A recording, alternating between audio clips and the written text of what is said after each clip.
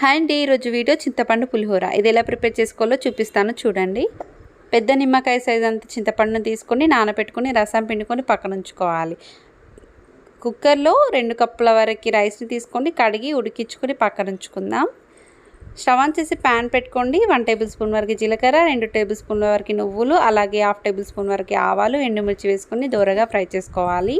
వీటిని ఫ్రై చేసుకున్న తర్వాత ప్లేట్లోకి తీసుకోవాలి. ఇదే ప్యాన్లో మెంతులని అలాగే మిరియాలని వేసుకొని ఫ్రై చేసుకొని పూర్తిగా చల్లారిన తర్వాత మిక్సీ పట్టుకోవాలి. ఈ మిక్సీ పట్టుకున్న దాన్ని పక్కన ఉంచుకుందాం. ఇదే ప్యాన్లోకి 4 టేబుల్ స్పూన్ వరకు ఆయిల్ వేసుకోవాలి. ఆయిల్ హీట్ ఎక్కిన తర్వాత ఆవాలు, జీలకర్ర, పచ్చిమిర్చి ముక్కలు, పల్లీలు, పుట్నాలు, కరివేపాకు, పెసరపప్పు, ఎండుమిరపకాయలు వేసుకొని బాగా ఫ్రై చేసుకోవాలి.